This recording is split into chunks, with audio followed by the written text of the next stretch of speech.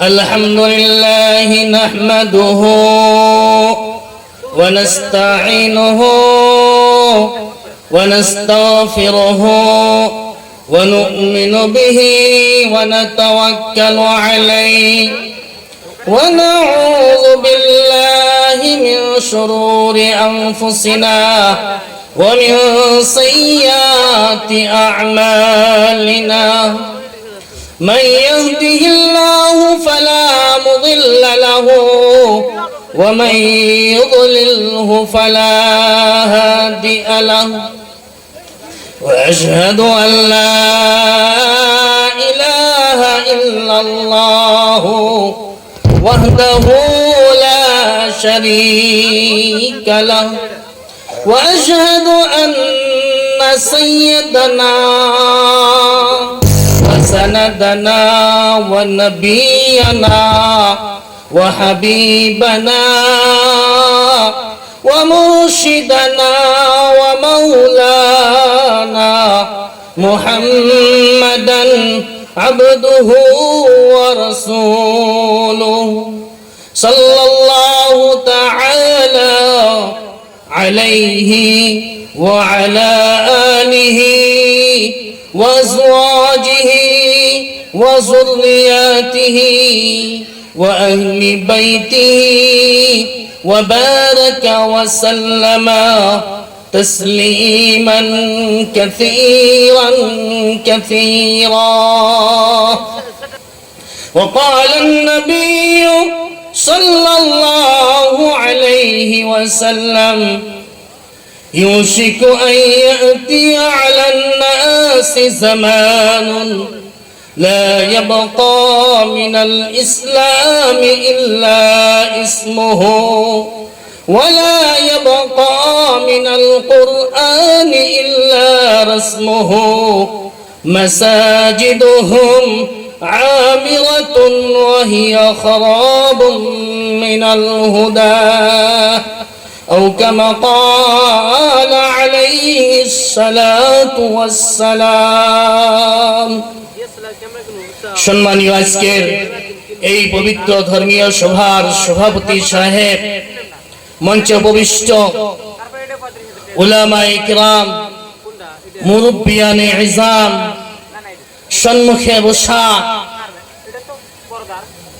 ছোট এবং বড় ভাই বন্ধুগণ ও বাবার বয়সের বয়োজ্যেষ্ঠ ব্যক্তিগণ ও পর্দার নিশিনীর মা এবং ভগ্নীগণ, সর্বপ্রথম আমি আপনাদেরকে আমার অন্তরের অন্তরস্থল থেকে সালাম জানাই।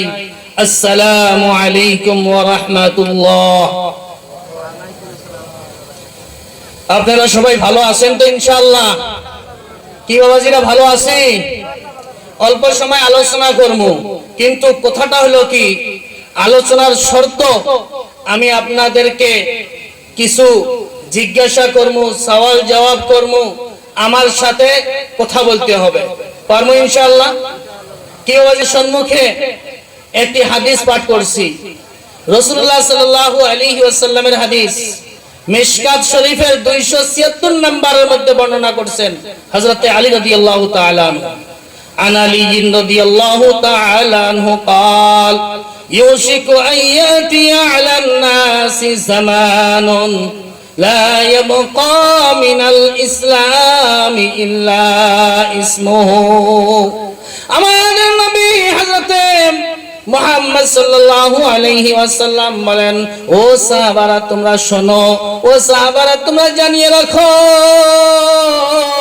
এরকম একটা জামানা আসবে, দুনিয়ার মধ্যে এরকম একটা জামানা আসবে, সেই জামানার মধ্যে মুসলমান বাকি থাকবে না, মুসলমানের অস্তিত্ব থাকবে না, মুসলমানের হাকিকত থাকবে না, মুসলমানের মুসলমানই থাকবে না। লা ইয়াবকা মিনাল ইসলাম, ইসলাম ধর্মটা দুনিয়ার মধ্যে থাকবে না, ইল্লা ইসমুহু, শুধুমাত্র তাদের নামগুলা বাকি থাকবে। একজন ছেলে তার নাম থাকবে আব্দুল্লাহ, একজন ছেলে তার নাম থাকবে আব্দুল খালিক, আব্দুল রাজ্জাক, কিন্তু তার ভিতরে মুসলমানের কিছুই থাকবে না। যেরকম করে অন্য অন্য ধর্মের মানুষেরা নামাজ পড়ে না, ওই ছেলেগুলাও সেদিন নামাজ পড়বে না। অন্য অন্য জাতির মানুষগুলা যেভাবে রোজা রাখে না, ওই মুসলমানের ছেলেগুলাও রোজা রাখবে না। অন্য অন্য ধর্মের মানুষগুলা যেরকম বড়কে সম্মান দেয় না, ছোটকে স্নেহ করে না, মা বাবার খিদমত করে না, মা বাবার জন্য ডিটেনশন ক্যাম্পের ব্যবস্থা করিয়া রাখিয়াছে, ঠিক তেমনি ভাবে ওই বস্তুগুলা মুসলমানের মধ্যে আসবে। মুসলমানের মধ্যে আর অন্য অন্য জাতিদের মধ্যে কোনো পার্থক্য থাকবে না। কে বলিয়াছেন? আমাদের নবী সাল্লাল্লাহু আলাইহি ওয়াসাল্লাম। কিন্তু বড়ই আফসোসের বিষয়, আমাদের নবী আজ থেকে 1450 বছর আগে বলিয়াছেন মুসলমানের নামগুলা বাকি থাকবে, কিন্তু আফসোসের বিষয় আজকে আমার নামগুলাও হারিয়ে দিয়েছি। আমাদের নাম মুসলমানের নাম নাই, আমাদের নাম মুসলমানের সাথে কোনো সম্পর্ক নাই। আজকে আমাদের ছেলে এবং মেয়েদের নাম এরকম রাখিয়াছি, মুসলমান সেটাও ধরতে পারি না। কথা ঠিক না বেঠিক? কি বাবাজিরা, কথা ঠিক না বেঠিক? একজন মুসলমান ছেলেকে যদি বলা হয়, বাবা তুমি দ্বিতীয় কলেমাটা বলো, প্রথম কলেমাটা বলো, সে মুসলমানের ছেলে হয়ে তার নাম আব্দুল আজিজ হওয়ার পরেও, তার নাম আব্দুল গফুর হওয়ার পরেও সে প্রথম কলেমাটাও পড়তে পারে না, দ্বিতীয় কলেমাটাও পড়তে পারে না। এইবার ছেলে বিবাহ করার জন্য প্রস্তুত, মেয়ের বাড়ি থেকে দেখার জন্য আসিয়াছে। এইবার মেয়ের চাচা বলিয়াছে, ও বাবা তুমি আজকে বিয়ে করার জন্য রেডি হয়েছো? একটু আমি তোমাকে জিজ্ঞাসা করি, বলো তো তুমি ওযুর ফরজ কয়টা? বলো তো তুমি গোসলের ফরজ কয়টা? কালকে যদি তোমার বিবাহ হয়ে যায়, তুমি তো শাদীশুদা হয়ে যাবে, গোসলের প্রয়োজন হবে। তুমি একবার বলো আমাকে গোসলের মধ্যে ফরজ কয়টা? ওই বাবা এদিক ওদিক দেখতেছে, ভিতরে থেকে একজন মেয়ে আরেক দিকের থেকে একজন পুরুষ দেখিয়ে দিতেছে, এইভাবে তিনটা বলো, কিন্তু ওই বেকুব সেই জায়গায় তিনটাও বলতে পারে না।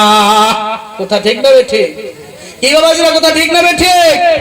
আজকে আমাদের যুবক, আজকে আমাদের ছেলে, আমাদের মা, আমাদের ভগ্নী, তারা গোসলের ফরজ কয়টা সেটাও জানে না, ওযুর ফরজ কয়টা সেটাও জানে না, ওযু কিভাবে করতে হবে সেটাও জানে না, নামাজ কিভাবে পড়তে হবে সেটাও জানে না। কিন্তু এর চেয়ে পরিতাপের বিষয়, আজকে আমাদের ছেলে, আমাদের মেয়ের এরকম নাম রাখিয়ে দিয়েছি, সেই নামগুলা বলা যায় না সে মুসলমান না আরো অন্য কোন ধর্মের মানুষ। মাহতারাম দোস্ত,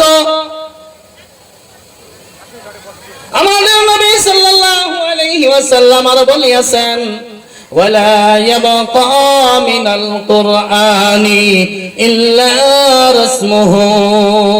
ও সাহাবারা তোমরা জানিয়ে রাখো, দুনিয়ার মধ্যে কোরআন শরীফ বাকি থাকবে, মসজিদে মসজিদে কোরআন শরীফ থাকবে, বাড়ি বাড়ি কোরআন শরীফ থাকবে, প্রত্যেকটা বাড়িতে কোরআন শরীফ রাখবে, কিন্তু সেগুলা কোরআন বরকতের জন্য রাখা হবে, তেলাওয়াত করার জন্য রাখা হবে না।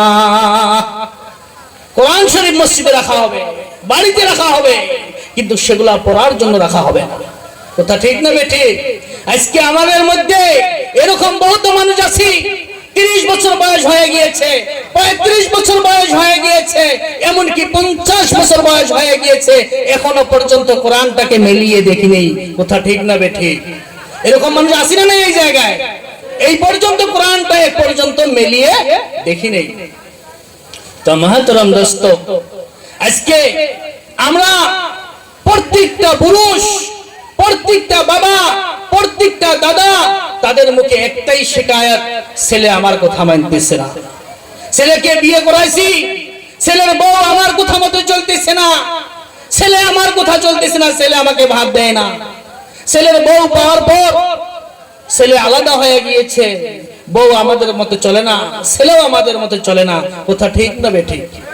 কি বলছিল? কথা ঠিক না বেঠিক? বাস্তব এটাই যে এই ছেলেটাকে আমি 25 বছর পর্যন্ত পালার পর তাকে একটা সুন্দর বউ দেখিয়ে বিয়ে দিয়েছি, সেই ছেলে 6 মাস হওয়ার পর বলতেছে, বাবা আর আমি একখানে থাকতে পারতেছি না, আমি এখন আলাদা খাবো। ঠিক না বেঠিক? এরকম কেন হতেছে?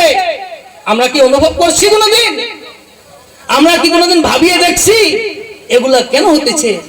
আমরা সমাজে শুধু এতটুকুই জানি, ধর্মসভার মধ্যে, বিভিন্ন জায়গার মধ্যে শুধু এতটুকুই বলা হয়, পিতা মাতারও হক আছে, আছে কিনা?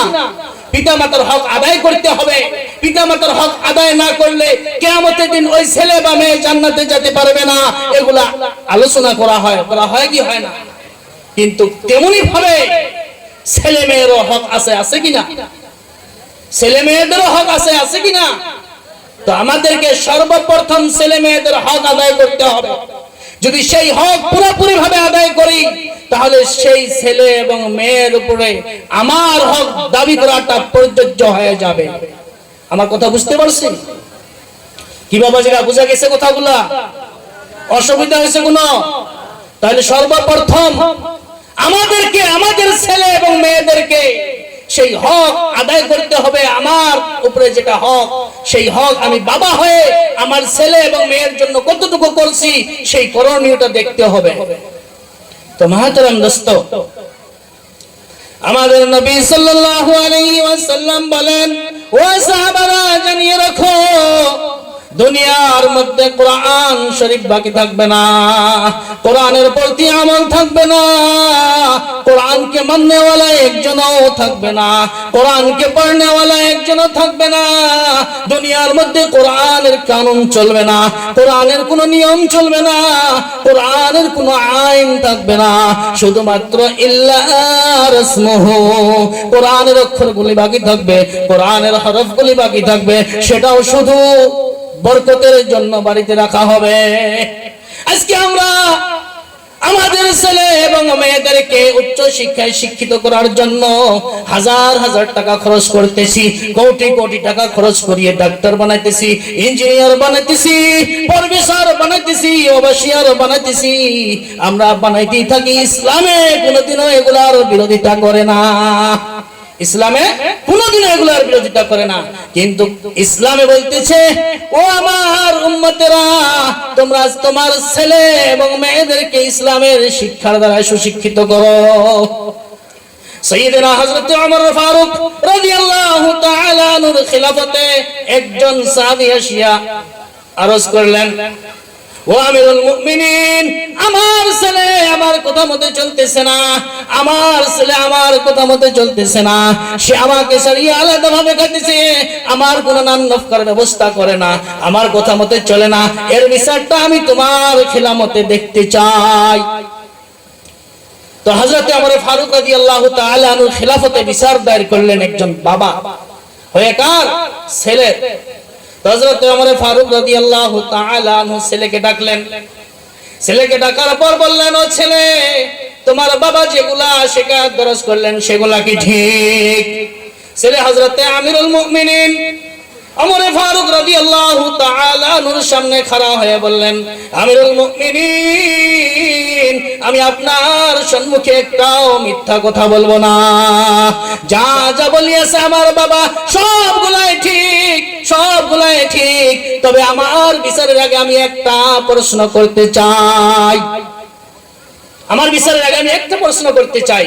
প্রশ্নটা হলো কি, যেরকম করি আমার বাবা আজকে আপনার সম্মুখে বিচার দায়ের করেছেন, অর্থাৎ আমি আমার বাবার হক আদায় করিনি, ঠিক তেমনি ভাবে আমার বাবার উপরে আমার হক কিছু আছে কিনা আমি সেটা জানতে চাই।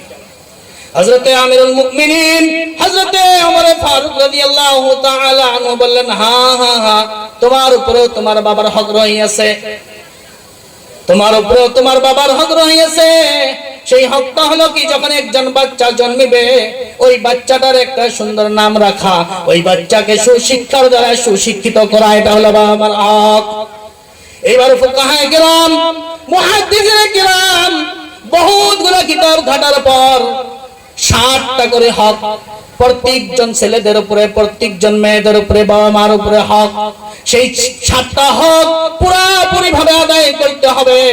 যদি আমরা এই হকগুলো আদায় করি, তাহলে নিশ্চয়ই আমাদের ছেলে আমাদের মেয়ে কোনো সময়ের জন্য আলাদা হয়ে থাকতে পারে না। কয়টা হক? প্রত্যেকজন বাবা মার জন্য ছেলে মেয়ের উপরে 7টা করে হক রয়েছে। তো সর্বপ্রথম হক হলো কি, আপনি যখন বিবাহ করবেন, বিবাহ করার সময় আপনার ছেলে কিংবা আপনার মেয়ের জন্য একজন সুন্দর, আদর্শবান, জ্ঞানী, ধার্মিক মেয়ে নির্ধারণ করা। কথাটা বুঝতে পারছেন? ছেলে বা মেয়ে এখনো দুনিয়ায় আসেই নাই, এখন থেকে হক